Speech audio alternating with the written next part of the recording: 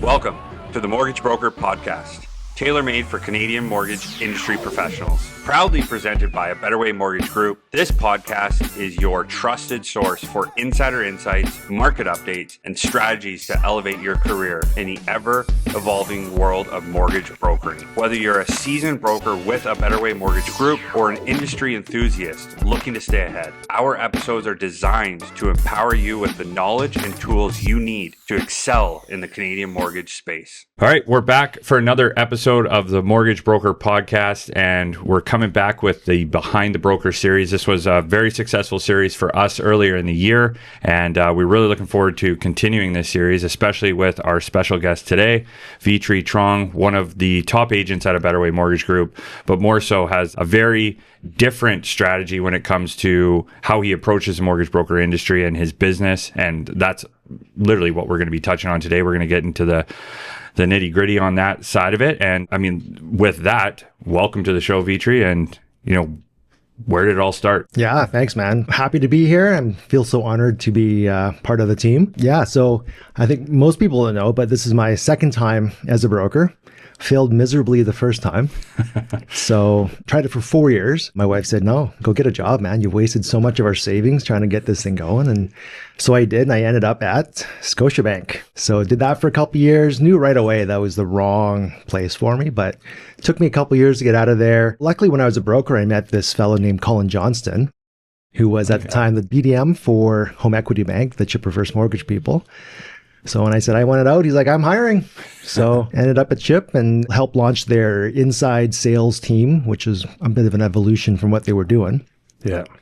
Then Colin moved to Manulife, so I followed. Then at Manulife, I told my boss too many times that what she was doing wasn't working, and so she got rid of her problem. So at Manulife, I was a BDM, so we worked with financial advisors and brokers, but I was mostly on the financial advisor side.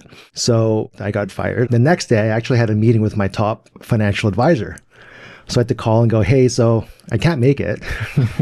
Something came up, namely I don't work there anymore. And he said, come in anyways. So that's kind of where the conversation started. And he said, you know what? We're a financial planning firm, but there's this big gap in mortgages that a lot of people are getting wrong. You've got the experience. Do you want to come on board? We'll launch a mortgage division. So thus began my journey and became a financial advisor. So I like to say that I'm a financial advisor first and a mortgage broker second. I think that's the big differentiator, which I'm really excited to touch on because I know a lot about what you do and how you operate. But just going back to those first 4 years as a mortgage broker, what was the time frame of that, and what would be the biggest reason why it didn't work? Oh gosh, that was right after the 2008 financial crisis. So strike one. That didn't help. Yeah, it didn't help. And I just couldn't generate a lead, right? Being new, why would someone trust you with their mortgage? Finally did figure it out towards the end, but by that time we had just wasted so much time, lost a bunch of money. Like that was the first time we had sub 3% mortgage rates. So BMO 2.99, only available at the branch. I lost my entire pipeline that was supposed to be funding because they all jumped ship because I had nothing but rate, right? Yeah. Right. So your wife is happy with the career now? Yeah, it's worked out well. One question, what were you doing prior to becoming a mortgage broker? Were you in the industry in any capacity? No, completely out of the industry, right. Family business stuff. So yeah, I've always been interested in money. So this was a good path towards it. So moving to Scotia, I guess what would be your biggest takeaways from that time frame in between the two mortgage broker careers? So I don't know if you guys remember a few years ago, CBC did a marketplace investigation into banking practices. Yes, I do remember that. So everything they said in that was true. So your Monday morning meetings were, who are you seeing this week? How much crap are you going to sell them? Oh, let me help you sell that crap because if you don't get your bonus. Right. That's the bank's attitude then, and it still is today. So, we think that we can trust the banks because they sponsor hockey and golf. They're in it for themselves. They're in it for the shareholders, right? So it's all about shareholder value, nothing about the client. So, being the type of person I am, that's not how I operate. So right away, I kind of knew this isn't where I want to be. Yeah. Like you mentioned relationships just in regards to Colin, obviously a big one for you that, the fact that you followed him to his next stop. When it comes to relationships in this business, before we touch on client relationships, like how important were some of those relationships you made, including Colin, in between mortgage brokering? Oh man, like the relationships you make in this business with your peers, that's what lifts you up to the next level, right? Like you can't get anywhere without help from others. Yeah. Right? Leaning on some big shoulders, like even you guys. And you've helped me out quite a bit. I don't know if you know the impact, and maybe we'll get into some of that. But the friends you make in this industry, like the other brokers in a better way, have taken me to the next level. Yeah. I mean, it's a good point. Like there's some, extremely talented elite professionals within our group, and the fact that everyone is so willing to share and collaborate with each other, I think is what makes the culture so, attractive to me and wanting to be a part of this team. Looking at that and, moving into like the client relationship side of things, what has been your approach to not just maintaining a strong client relationship, but building those? Yeah, I think the key is fiduciary duty. Yeah. Right? Just as a financial advisor, that's kind of drilled into you is fiduciary duty. Always do what's in the client's best interest, not in yours. Yeah. I've kind of taken that approach maybe one step further and just treating everyone like, so if you were my family, this is what I would advise you to do. And sometimes, well, a lot of times, that means I'm sending people back to their bank and I'm not making a thing, but it's the right thing to do. Other times, you're like, oh, no, the bank's totally screwing you over. We're going to do this. That's the key piece in this business, right? Like nothing's guaranteed. You're never guaranteed to have that client come back to you, but doing the right thing is always going to be the driver of maintaining that relationship long term. And we all know as brokers, it ebbs and flows, right? Like there's going to be times where we are the most competitive and it is going to be the best options, and sometimes it isn't. Yep. Right. And, unfortunately, like for you, you're a seasoned broker, you do a lot of business. It's easier to make those decisions, right? You think about maybe a newer agent that's fighting to put a meal on the table, right? Unfortunately, that's where sometimes the poor decision is made. But, over time, I think that's really what matters most.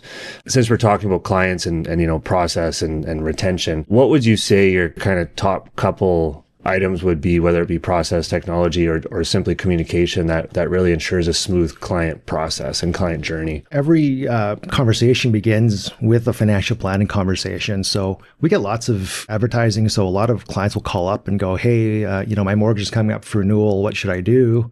Take a step back. It's not about the mortgage, not about the rate, not about the product. It's what's this mortgage going to do for you? Like, what's your overall plan look like? Yeah. Right? Like, when do you want to retire? What are your goals? Because real estate can really help you get to those goals, or it can really hold you back. Yeah. Right? Like traditional advice has always been pay off your mortgage before retirement. But then you have a whole generation of people who are now house rich and cash poor. Yeah. Can't eat the four walls of your house. So now we have our own solution is reverse mortgage. Well, I kind of don't want to do that. I want to set you up so we don't need one of those. Nothing wrong with the reverse mortgages, but they're kind of expensive. Yeah, no doubt. You've helped so many clients with this approach when it comes to financial planning, looking at the entire plan first. Like maybe you can share a couple memorable client experiences where, that really hit home, and proof is always in the pudding. And you definitely, live and breathe the entire plan. Yeah, there's a couple that come to mind right away. So had a older couple, mid-60s, $100,000 mortgage up for renewal. This is when interest rates were really high. So they got the renewal notice from TD and they're going, I can't afford this, or we can't afford this on our pensions. So they came in, we looked at it, looked at the whole thing. She had a pension coming up. Their investments weren't doing very well. So a combination of better investing, we actually cashed out her pension instead of taking a monthly because we can manage that better in a lira. So there's no tax impact, but investing that better. And then now she's the boss instead of having that pension one day potentially end with a death, but now it's part of their estate. So that's one. And then the reverse mortgage is what we recommended to take out the TD. So that saved them $800 a month, I want to say. The investments did quite well, just dumb luck, good timing. They just timed the market just the perfect time. Had excess growth. So we're able to give them, now that they're drawing, $800 a month from their investments plus saving $800 from the mortgage, not making the payment. $1,600 a month turnaround in their finances is huge for retired people. Yeah. Right? Like Dean drops $1,600, over there and doesn't care. But for these people, it really mattered. Yeah, no doubt. I mean, it's interesting. And the more I think about the planning component of your business and your process, assuming you do everything properly and it works, you're really building a client for life, right? That's the goal. Yeah. I mean, you're managing investments, you're planning for retirement. I'm also curious how many people you talk to when you start with that conversation about their plan. How many people actually have a plan? Yeah, not many people, like zero. That's just rounding up. Yeah. Most people don't even think about it. Yeah. Right? They just go, oh, I thought I was just renewing a mortgage, but I really like how you're redoing the entire debt strategy to get me further ahead. Yeah. Like one of the questions, you've heard me say this, like what's the fastest way to pay down your mortgage? It's not biweekly, it's not accelerated. it's TFSA. Yeah. Right? Putting all your excess cash flow into your TFSA, let the mortgage do its thing, but have compound interest work for you, right? Like you stick extra money into your mortgage, you're earning essentially the return of the mortgage rate. Yeah. And mortgages for the last 15 years, outside the last couple of years, have been between 3 and 4%. Yeah. So you're making 3 to 4% on your money when in the last 25 years, the TSX is on 7.7. Yeah. I mean, get compound interest working for you on the TFSA side. You build yourself an emergency fund. That TFSA will grow faster. And then if you wanted to, you can cash out, pay off your mortgage years sooner than if you just stuck it directly into your mortgage. Stuff like that. Yeah. Well, I mean, since we're in the thick of it, I mean, one of the topics we were going to touch on is like key business impact, which it's glaring what the key business impact was, and it is the planning component. And give you a bit of praise here, Vy Tri actually did a presentation for our entire brokerage to teach and train on this so that other brokers that don't have this experience can start to look at the transaction a little bit differently. And just a ton of phenomenal feedback on that session. So thank you for that. Thank you. But while we're in the thick of this, talking about this strategy, I mean, let's go a little bit deeper on this, right? You know, you're talking about TFSA and the difference between investment and mortgage rate. How many of your clients are you seeing that are actually able to engage in this strategy? Is there a scenario where it doesn't often work? The often doesn't work is clients who can't save. Yeah. So, you know, in that case, it's really what most brokers do, just stick them into a fixed rate mortgage. Yeah. And no HELOC, so they can't, you know, spend further. Yeah. Our whole job is to find a solution to help better themselves or help the clients get better. Yeah. So I got another example for you. It ties into all that. It's really cool. Had a client who is a typical, I guess, client who likes mortgage brokers. They have 4 investment properties, made a ton of money off of them. They've saved next to nothing for retirement because all their money went into investment properties. Looking at some of this and going, oh, because this is when the capital gains talk was going on. How do we actually retire? Because they're all both in commission jobs, so they can't do that forever, haven't saved anything. If they sold everything, then capital gains, lack of cash flow, the whole thing. We figured out they could sell one property and we found a way to get all the money tax free. And so the capital gains on one, I think it was $900,000. Half the capital gains is taxable. So $450,000 would go on his income. Luckily, he had $450,000 in RSP room because he's never contributed a dime to his RSPs. Wow. So we stuck that into the RSPs. Capital gains is free. Stuck the rest of the profit into their mortgage, paid down their mortgage. You know, so we saved $700,000 on their mortgage, so that's got paid down. Then we reborrowed that $700,000 31 days later, invested it to create a tax deduction. So now that $700,000 is borrowed funds in the eyes of CRA. It's tax deductible. So those deductions can now be used to draw out the RSPs. Wow. So now we can retire selling one property. Wow. That's incredible. Yeah. I mean, that's like what Derek was saying, like the training call that you hosted for our team. I guess that was almost more than a year ago now. Oh God, has it been? Yeah. Hands down our most viewed training session, still on our ABW agent internet. That's an example of part of the strategy you were talking about. Yeah. You know, you just talked a lot about tax and strategy. Like, you need to know the tax play as much as the financial advising side of this. And like, you know, maybe just touch on that slightly. Like, I know you have a business partner that leads the financial planning side, but where does this tax knowledge and strategy come into it? Like, I would assume you have like an accounting background or somebody in the firm has. So the firm has accountants on staff. We've heard the investments out. So, but yeah, we have all our knowledge in-house and it's just doing it over and over again. And every client experience is different. So lots of different things get thrown at me. So, you know, quick learning. Yeah, no kidding. Got to do the research. So, right. I mean, industry wide for the last, call it 10 to 12 months, every conversation is rate. Rate. Brokers are losing more transactions than ever because of rate. Banks are competing on renewal more aggressively than they ever have. Yep. I feel like in your model, you probably don't deal with that as much. Don't get me wrong. Everyone wants to save money and everyone wants the shiny rate. But I feel like there's so much strategy here that you probably don't deal with the same amount of loss as a typical residential broker would that's not dealing with the planning side of it. Yeah. We try to lose the deal before we do any work on it. Yeah. Right? Like, Yeah. Who have you seen? What are they offering? Yeah. Great, go that way. Or no, we can get really close. Like, we'll be within 5 to 10 bips. Like, would you like to work with us? But and then they're going, yeah, you know, after we have the whole strategy meeting and going, I can get you this close. Yeah. And oftentimes the clients are like, yeah, rock and roll, let's do it. Yeah. right? But sometimes they're just like, no, for the 10 bips, I'm going to go over there. I'm like, that's cool. Like, we have a 30-year, 40-year relationship ahead of us here. Yeah. Not just one mortgage. Yeah. At some point, I'm sure we'll do business. Yeah. That client is bringing value to the firm. So we're going to stay in contact. We're not losing track of them. Yeah. Yeah. And I mean, when you get into these strategies, you're having conversations that one, a bank has probably never had with them. And two, for a large part, I'd say a lot of, if not all mortgage brokers wouldn't have this conversation. So you're probably throwing a lot of these clients off that have spoken to other institutions or brokers. We tell the clients what we're doing. Some of them will go to their bank and they'll ask the questions to fact check us, I guess.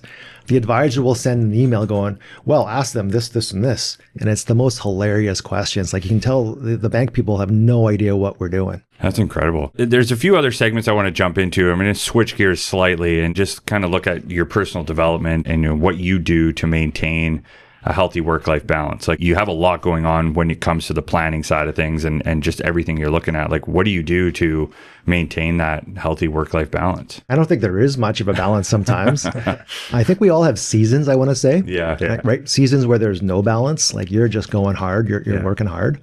And other seasons where, like, you know what, I can actually slow down, breathe, see my kids. It oscillates between that. But the biggest change I've done, and this is November last year, I was getting fat. I was feeling very unhealthy, like starting having health problems, right? And going, oh my God, what is going on? So I actually made a decision to hire a very expensive personal trainer, started weight training, cardio, like all of it. And that's made a huge difference for me. Like, now I've got more energy, don't need as much sleep, feel better. That's helped a lot. So getting enough sleep is another part of it, the right diet. Yeah. Like, so just hiring a trainer to get my life in order. And yeah, it's a good reminder, actually. I mean, and especially, like, I like the piece around seasons. Like, you nailed it there, especially when I look at my own work-life balance. Like, it definitely comes in waves. Yeah, just give yourself the grace to mess up every once in a while and be out of balance, knowing that this isn't forever. Yeah. Well, I think you need to really capture those seasons too, because I mean, for years, even in our, first probably 6-7 years of our career, you're busy, you're working 10-hour days, and then you get into the slower season and you feel like you should still be working those days. So you find stuff to do to continue on that pace. Yeah. Which is, don't get me wrong, it's good for business and it'll help you continue to grow and expand. But you really need to take advantage of those slower times and just call it quits after 6 hours if you need to go hang out with your kids and whatnot, right? Totally. And on the personal trainer piece, I mean, I love that too. And it's so much more than physical, I find, like the mental clarity, even just getting away from your phone and your computer for an hour with a personal trainer, right? Like, that's probably the 1 hour of your day where you don't have some sort of tech in front of you or in your hand, right? Because you can't. And it helps. Like, it really does help you kind of set your day up successfully. Yeah, no, the only time I found my schedule was Saturday morning at 6:30 and Sunday morning at 7 a.m. That was it. That was Saturday, Sunday, every weekend since November. Yeah. Wow. So That's cool. That's cool that how much of an impact it's made on you, from an energy. Like, what about the mental clarity? Have you noticed the impact there? Yeah, no, because you're not dealing with all these health issues, right? Yeah. So absolutely, focus better, can see things better, I guess. Yeah. I don't have that crash at 2 p.m. Yeah. Going to Tim Hortons or looking for the sweets. Double. Yeah. What keeps you motivated and growing as a professional? Anil, for sure. Yeah. That guy lives and breathes mortgages. So. Just connecting with everyone, Yeah. right? We have such a great team, great knowledge base here. Yeah. Just sitting and talking with you guys, Ben and Joyce and Danny and everyone just really motivates me to keep going, give back, right? Because when I came back to brokering in 2020, so COVID, so also another great timing, it was everyone just reaching out and going, hey, let me know if you need some help. And I leaned a lot on members of our team, like Lisa Cleve for sure. Yeah. So many great people who helped me out without any regard for time. Like, they just gave and gave. So whatever I do now, I just feel like that's just giving back, pay it forward. The team we have here is motivation to keep going. Yeah. On the other side, like financial planning, meeting clients and making a difference in their lives. Like, just huge. We had one client who just, every time we have a successful plan, the client just tells us how much we've impacted their lives. Like, we don't realize sometimes day to day, we're like, this is just what we do. Mm-hmm. But the impact on the personal lives of some clients, it's huge. It is huge. And when they share that with you, you tear up a bit. Yeah. No doubt. Yeah. Doing the right thing. Hey everyone, Dean here. Quick timeout from the episode to share with you the AVW Tuesday Mortgage Memo, your weekly market highlights sent directly to your inbox every Tuesday. This is certainly one you're not going to want to miss, so make sure to sign up now. You can do so with a link in the show notes, or you can head to joinabw.ca and sign up there. This is a high-level summary of market developments, regulatory updates, and housing trends every Tuesday. So hope you enjoy it, and back to the show. Are there any books or podcasts or any resources that stand out that you would recommend? Definitely the Better Loan Process. That's outstanding. Yeah, really. I love Ron Butler. It's just refreshing to have someone so real. I agree. When I first got back in, I'm like, who is this guy? He's such a jerk, and everyone's losing a rate. And then you listen and like, yeah, this guy's awesome. Yeah. Right. Just he's got a different real. Different business model, but yeah, we can all learn something. Like if a client's going to save money going this way, like fine, let them save money. Like let's see what we can do. Yeah. So we touched on, the key business impact, looking at tools, tips, and tactics. You have your strategy, the way you operate your business is probably your biggest tool, tip, and tactic entirely. Is there any tech or software that you find essential to your daily work that really stands out? Yeah, a couple things. So one, I eliminate all Post-it notes. So no Post-it notes anywhere, no sheets of paper. That must feel good. Yeah. Anytime someone send me a message or write something down, like, no, send me an email. So I use email as kind of my task list. I turn off the auto read thing. So when you click from one email to the next, it marks the other one read. So I turn that off. Oh, so unless I manually mark it red, it stays there so I can go back to it. I turn off all the notifications too. I don't need everything binging when I receive an email. So I turn that off. For pipeline management, I like Trello, just super basic. Yeah. Right. Just moving it from one column to the next and archiving them when they're done. That's it. I'm pretty simple. Sometimes simple is the best strategy there is. Totally. Honestly, simplicity is probably, the biggest tip I can give anyone that's looking at tech and all these different tech stacks. Just setting some of these things up, gets so overwhelming that ultimately people just quit and then they still go back to the Post-it notes or whatever it is because they just didn't get it off the ground. So simplicity is everything. Oh, one more thing is email notes. So after every meeting, we summarize with an email to the client. That's one for the client, but also for us, because I don't remember everything we talked about. Yeah. So there's that. We have a pre-approval email. So when we do a pre-approval, the client gets an email saying, here's the rate, here's what it is, here's the special conditions. Yeah. Please note this is not the final rate. What to do next? Get your realtor to send me XYZ. Happy house hunting. Good luck. Yeah. Well, email notes, that's really interesting. And that's something we use quite frequently when we were brokering. And what I found, one of the biggest benefits is, to your point, like just making sure you remember everything. And so do they. But also it quantifies what was discussed. And if you fast forward, 6 months from now, you can always refer back to that if like there was a disagreement or something, is being said that they think wasn't said at that time, right? And it can really protect you from potential bad client experiences. Yeah, one of the most valuable things I learned as a broker was you write your notes like it's going to be presented in court. Yeah. Totally. Great tip. Totally. Yeah. So when you're doing, let's say, a planning session or some sort of a strategy meeting with a client, you're making those notes. Are you doing that by hand and then typing that out after the fact? Yeah. Technology hasn't quite got to where I need it to get to. Like we've experimented with Zoom notes and AI and all that, but I find I'm just correcting the AI so much that I might as well just have just written it out. Sure. So I just use an iPad because no slips of paper. Yeah. Everything is digital. Over and above everything you guys just said too, I think sometimes we forget that clients don't understand mortgages and especially financial planning. So that summary I always found was so key for them because, a lot of clients might not question you when they don't understand something. So having that verbiage to follow up right away is very, very important for them. Yeah. And using zero lingo. Yeah.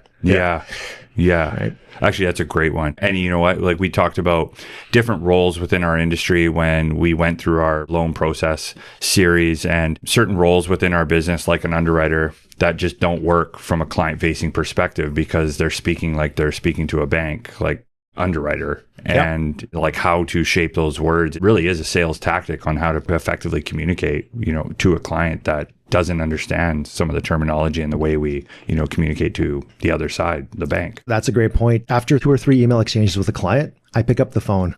Great. Yeah. Right? Like, hey, so I can write you another email, but I thought it'd be easier to call you. Yeah. I was just talking to Jason about that yesterday. It's like, if an email is bigger than, let's say, a paragraph, like I'm usually responding with a call because there's a lot more context and people forget what the form of email is actually for, like intended for, right? It should be a summary. It shouldn't be a conversation. How do you stay updated on industry trends and, continue to improve your skills on both sides, like the financial side and the mortgage side. On the mortgage side, we get a lot of emails, Yeah. a lot of newsletters. I like the MCAP, or is it the MCAP one? RMG, Bruno. RMG, so yeah, Bruno. Yeah, Bruno is really good. I just wish it didn't do the recording on it, so I always have to delete those attachments because I want to save the email, but they're so big with the I agree. The voice. I agree. Right? Hopefully he's listening. I have to delete those. And then you guys do a good summary each week, I guess, each Tuesday. And then the other one that's really good is the Rob McLister mortgage news, I guess. That one's worth every penny. I totally agree. And I was just having this conversation because yes, we do send out a Tuesday memo every Tuesday, but it really is just a summary, and it's no more than 5 bullets of emails from the entire previous week. Yeah.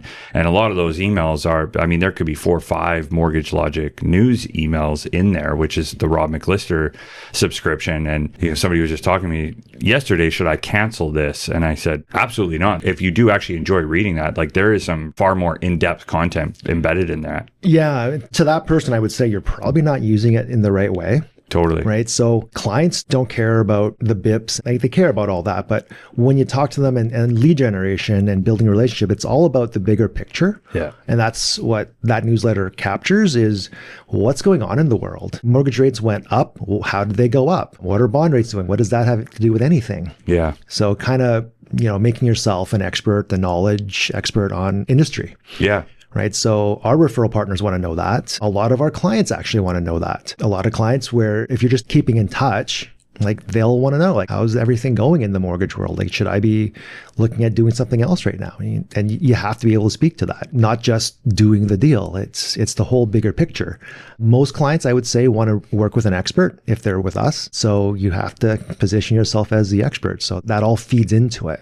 Yeah. And information is king when it comes to some of those conversations and what comes up in those conversations. And what's topical right now for the last 18, 24 months is the economy, what's going on in the industry, what's impacting our industry. And it's all there. That information is in depth and it's there. It very much helps me in the conversations I have day to day. Outside of the client conversations, you think about referral partners, right? Realtors. If you're going to go stand up and present at a real estate office, what are you going to speak on? They all want to soak in this knowledge as much as they can. Not that they can use it, but they want to understand because they're working on the other side of this transaction with you. They're looking for an expert they can trust with their clients. Yeah, totally. So looking ahead, the mortgage industry is evolving every day. There's been so much talk about AI. So, without going there or too deep there, what are you doing and how are you preparing for, all the changes that we're continuing to see and what's to come? Pretty important and relevant for brokers is you have to find something. You can't just be the mortgage guy. Yeah. Because RBC can just be the mortgage person. Mm-hmm. You have to have the advice. And that's kind of where AI is really lacking is they can't look at a situation and recommend solutions. They can, but they're wrong. Yeah. Putting together the whole financial plan, being advice-based, helping clients get ahead. Yeah. Just having the whole picture, I think, is where the industry needs to go. So that's kind of why I did that video or the training on working with financial advisors. I think that's kind of the next step. Your mortgage is part of your financial plan, always has been, whether you knew it or not. So let's work with other experts to help give the clients a really good solution, a really good plan.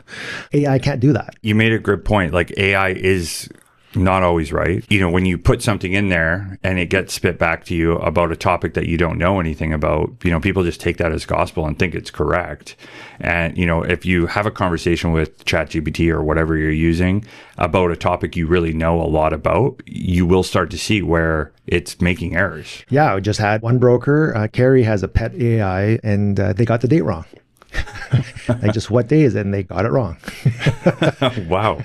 There you go, right? That's a pretty simple one. Looking at new brokers entering the space, whether they're coming from, a similar transition like yourself when you came back to mortgage brokering, having the experience at the bank or just a brand new broker off the streets, what advice would you give that individual today? Topic really near and dear to my heart. Back in the day, after everything, when I left the mortgage industry and look back and going, I got to help new brokers out because I had nothing when I succeeded. So no one knows this. Well, few people know this, but I helped ghostwrite the Getting Started Right as a mortgage broker for DLC. Yes. So as a new broker, lead generation is everything. Yeah, right. If you don't have business, you don't go to more lender meetings. That's the last thing you do.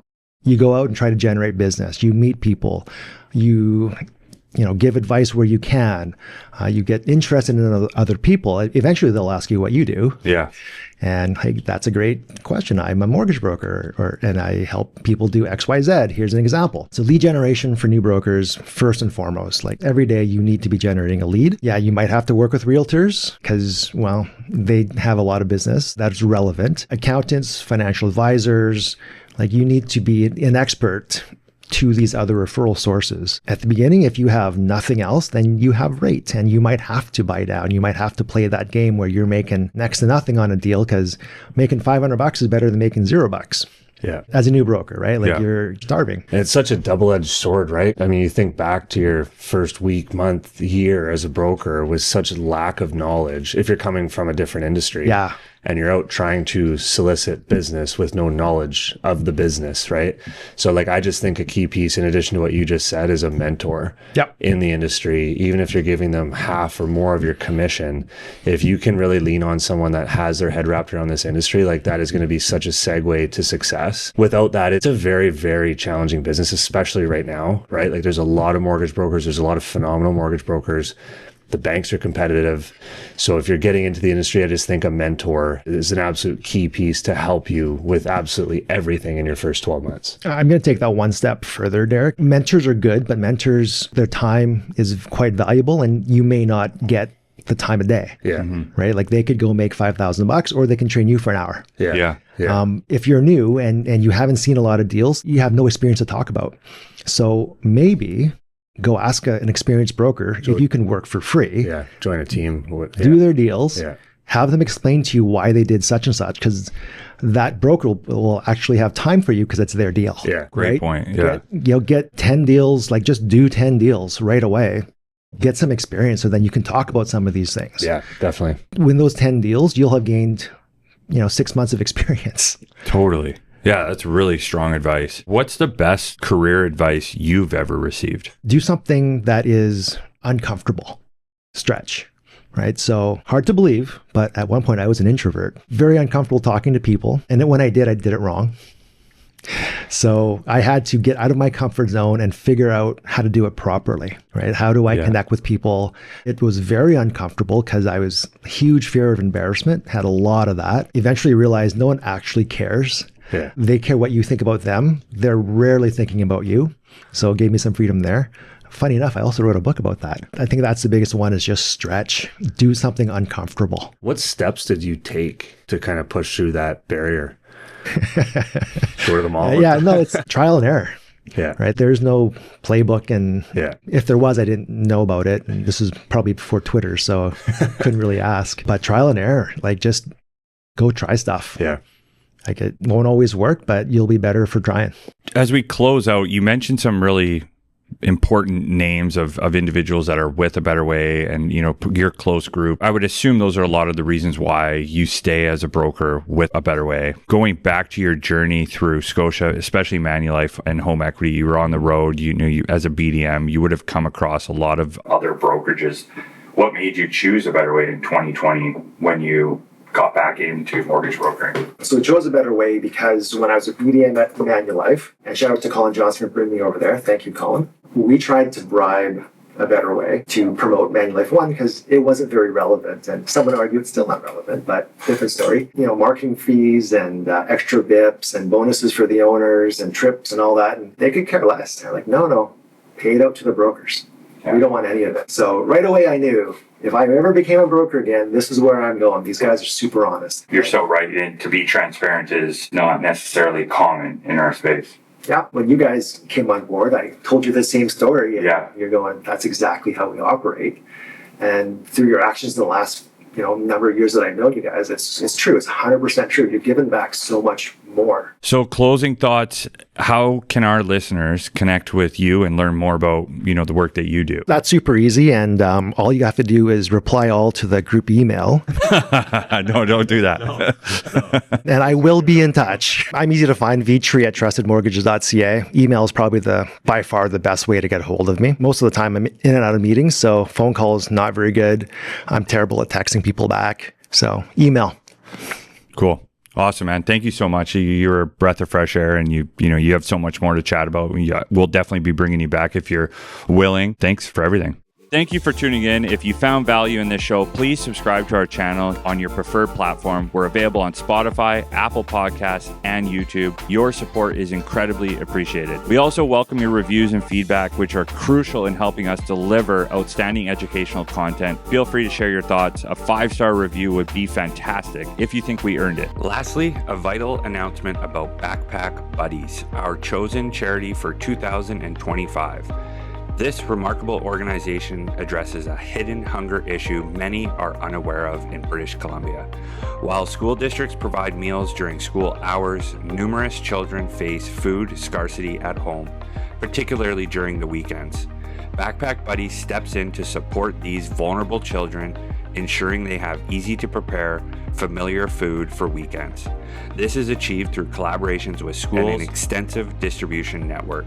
Your contribution can make a significant difference.